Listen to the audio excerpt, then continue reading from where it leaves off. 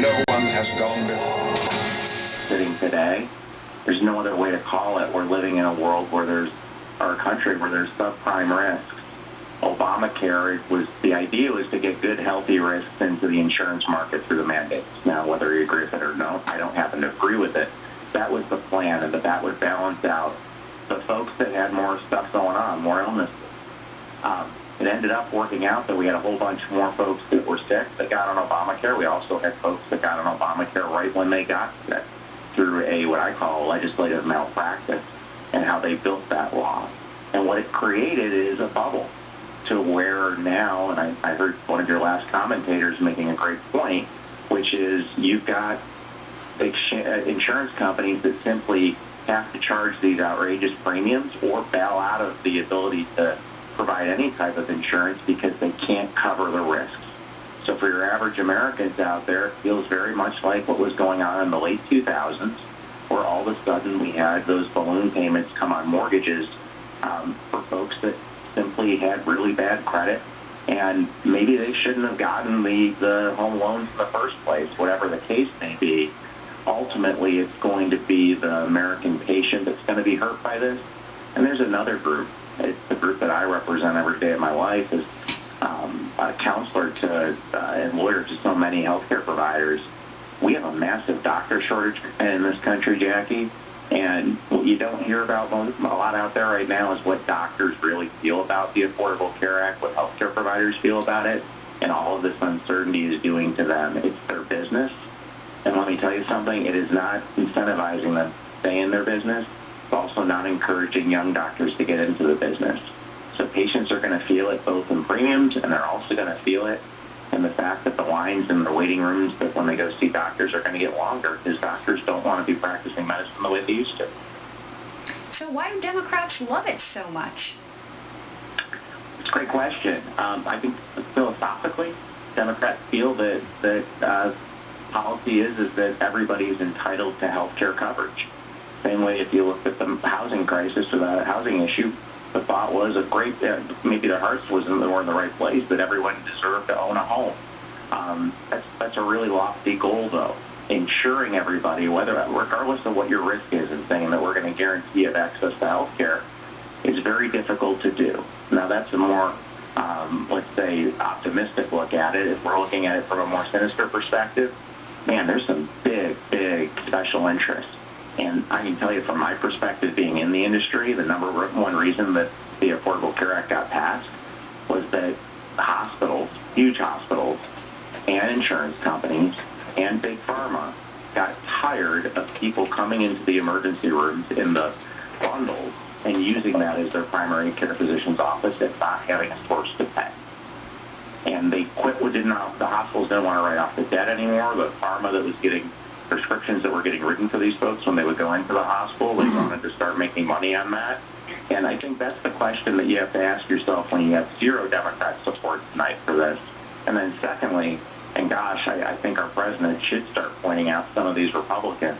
And I think we should start looking at who exactly has been supporting them. Because, again, aside from very positive views about trying to cover everybody in this country, there's special interests that won tonight, and they won simply because they still have the ability to go to the payer source of an expanded Medicaid or the Obamacare exchanges to pick up bills for people that use the emergency rooms the way you would use your family doctor. Well, what's been difficult about Obamacare is companies who are forced to give their employees insurance, and then it takes away from some of the funds they might have had to hire more people. Oh, absolutely. I'm at Roselli Legal Group, but I employ a bunch of folks, and the employer mandate's one of the most difficult things that they put on small businesses. But it's more than not even just hiring folks, Jackie. I've called Obamacare, and it's 2,700 pages, and I think my wife thinks I'm a masochist. I'm one of probably, your other caller, some commentators, one of maybe 10 people that actually read the whole thing. But I can tell you, well, I don't know if it's that or what it is, especially at this hour. But what I'll tell you, when I read it, I felt like in that movie, JFK, Kevin Costner, where he's reading the Warren Commission, his review on what happened with the Kennedy assassination. Like I said, the actual text of Obamacare Obamacare is frightening. And one thing that didn't come up in this debate, and I just really feel like you need to mention it because I haven't heard anyone talking about it, is Obamacare also made a massive, massive change to how we actually get paid in health care. What I mean by that is that Obamacare, in 6 pages of it, called the Medicare Shared Savings Program, changed Medicare. Medicare, again, for your audience, that's for our folks over age 65. That's their lifeblood for their health care. They may not know this. Obamacare bundled them. They created these things called Accountable Care Organizations, ACOs. When I first heard of them, I thought it was a college football conference. But what it is, and what your audience, many of them may not even know they're in these, are groups of doctors and hospitals. And ultimately, that is something that folks don't know, is that they have been bundled. And being bundled is some type of care rationing that can occur. That is another reason that I think this thing went in the direction it did tonight, is that, again, you have big health systems and you've got big insurers that can't lose money the way they felt they were losing money before the Affordable Care Act was passed. Ultimately, it's not good for the patients, whether they are Medicare patients or our folks who are out there going to the open enrollment in November of 2018. Brian, I want to get to a quick soundbite. Senate Majority Leader Mitch McConnell, he spoke there on the Senate floor shortly after this vote failed. Let's get to that soundbite and then discuss.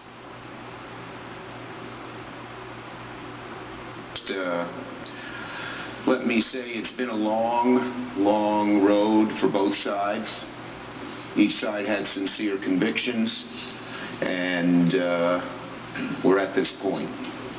So I would suggest, I want to say 3 things. First, I would suggest we turn the page.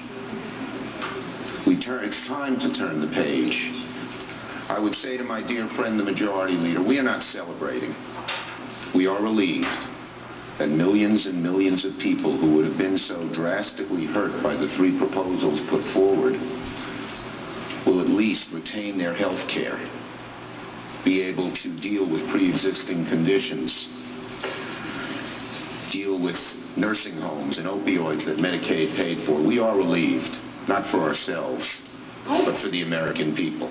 Every place in every corner of the world, of the country where we go, the number one thing we are asked, and I know this because I've talked to my colleagues on the other side of the aisle, is, can't you guys work together? Let's give it a shot. Let's give it a shot. I yield it. All right, that was obviously Senator Chuck Schumer from New York. I was mistaken. I thought that was Mitch McConnell, but that was Chuck Schumer, a Democrat there, talking about, he said, we're not celebrating, we are relieved. Brian Rotella on the phone. What did you think about his 3-minute statement there? Jackie, it's so disingenuous. There's no other way to say it. I was waiting for him to start crying.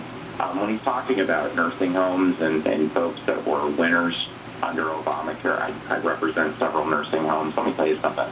What folks don't understand about Obamacare is that it expanded Medicaid. But it expanded Medicaid. I have a sister-in-law who unfortunately passed it, had Down syndrome. And traditionally, Medicaid was our program for folks that were elderly, poor, and folks that were disabled, like my sister-in-law. Obamacare expanded Medicaid to, I don't know how else to call it. I call it deadbeat dudes. The folks that, a lot of guys that made over 133% above the poverty line and are able-bodied and able to work. And that is when you start hearing Senator Schumer making comments about working from a bipartisan perspective.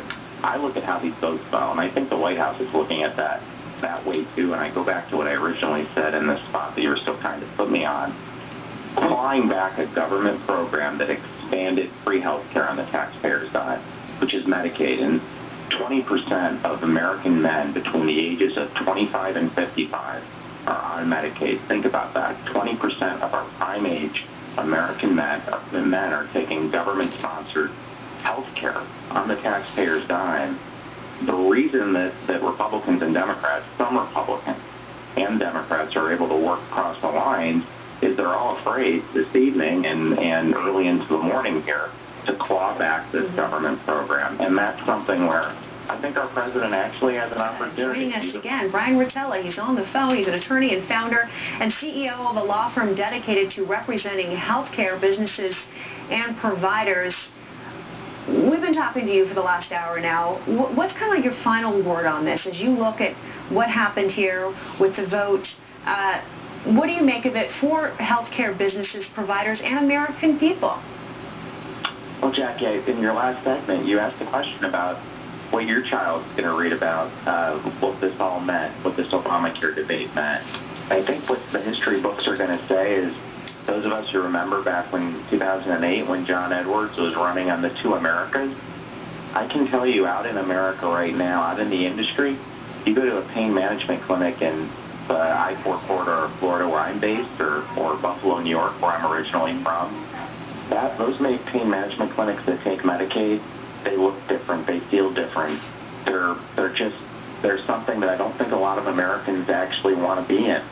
They don't want to be getting their care that way. There's doctors that are servicing those types of clinics that don't want to be practicing medicine that way. That's becoming one of the America's healthcare. And this tonight, I believe, is going to expand that healthcare for America. And there's going to be folks, I'm a lawyer, and there's a lot of folks that do okay. They're going to be able to pay for what's called concierge or direct medicine healthcare, where you pay an annual or monthly sum and which is expensive. Treatment. Yeah. It is expensive, and it's going to end up being for folks that are called the elites or the wealthy. And what I think this is going to do, and my really last word is, what's sad tonight is it's going to cement the differences from an economic perspective in this country, which is where I think a lot of our anger, a lot of our violence, a lot of our hostility is coming from, and that's sad. And I do think that this won't be something that our president's going to own. I think this is something that's going to ultimately be owned by a small group of Republicans who, again, going back to my very first comment with you, forgot what Ronald Reagan said back in the early 1960s, which is that once a government program is put in place, it has this eternal life. And while this wasn't perfect, there was an opportunity tonight to start clawing that back and getting back to the freedom that I believe is what most Americans want, that will drive quality health care and an experience they enjoy, and also an experience where providers actually want to practice medicine. And that's not where we are today. Well, Brian, you bring up a lot of really sad points talking about providers who, doctors who don't even want to get in the business anymore. Dealing with health insurance is such a mess. I know, being on the other end of it, health insurance is a nightmare. Whenever I have to call them, you have to go through so many different loops just to get what you paid for, and at that you're not even getting what you paid for. And you also talk about there'll be longer lines because we're not going to see as many doctors as we once did. And then people who don't need the coverage are paying an inordinate amount of money that they don't need to be paying.